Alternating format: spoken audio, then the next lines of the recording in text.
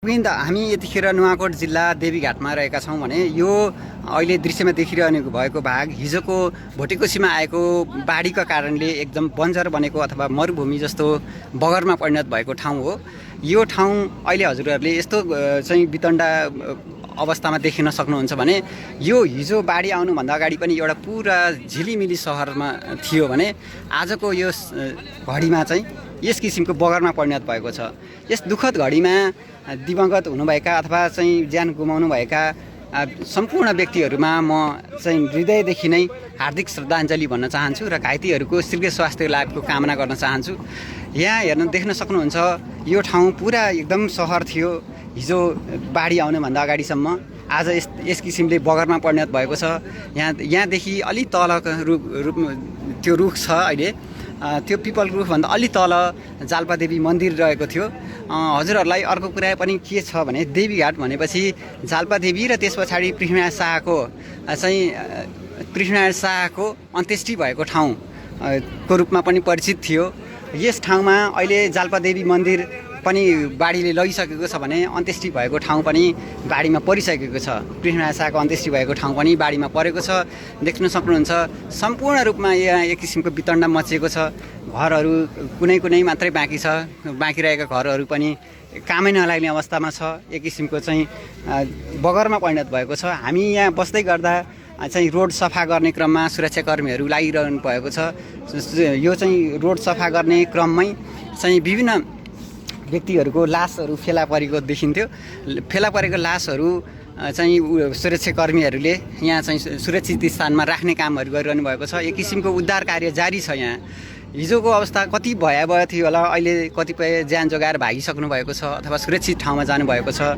र यहाँ अहिले नेपाल सरकारको तर्फबाट चाहिँ सुरक्षाकर्मीहरू, नेपाल आर्मी, नेपाल प्रहरी लगायतका विभिन्न सुरक्षाकर्मीहरू उद्धारमा लागिरहनु भएको छ।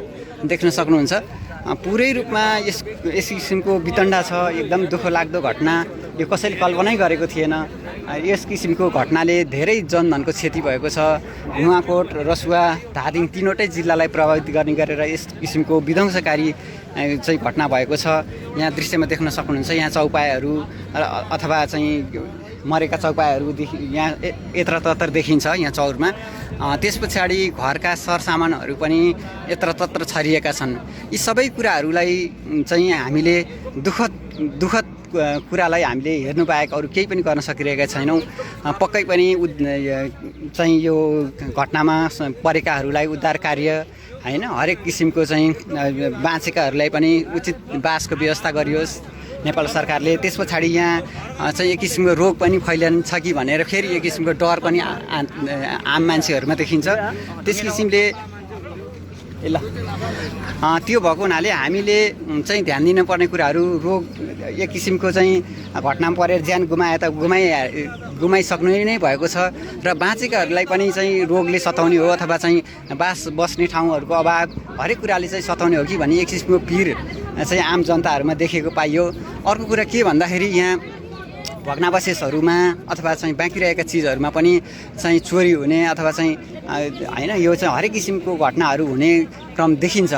भनेपछि यस्तो खालको विपदको घडीमा सके सहयोग गरौँ, नसके चाहिँ हामीले त्यस्तो किसिमको कसैले पनि त्यस्तो गलत नियतले चोरी गर्ने अथवा चाहिँ गर्ने त्यस्तो गलत नियत कसैले पनि नराखिदिनु होला भन्न चाहन्छु।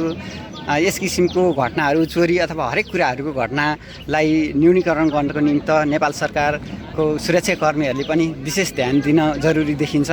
हुन त यस घटनामा चाहिँ यस किसिमको घटनालाई अथवा विपदको अवस्थामा उद्धार कार्यमा एकदमै आफ्नो सके जति अवस्था बल अथवा आफ्नो क्षमता प्रयोग गरेर नेपाल सरकार र नेपाल सरकारको सुरक्षाकर्मीहरू लागि नै पर्नु भएको छ। जसले लागि परिरहनु भएको छ सबैप्रति नमन छ।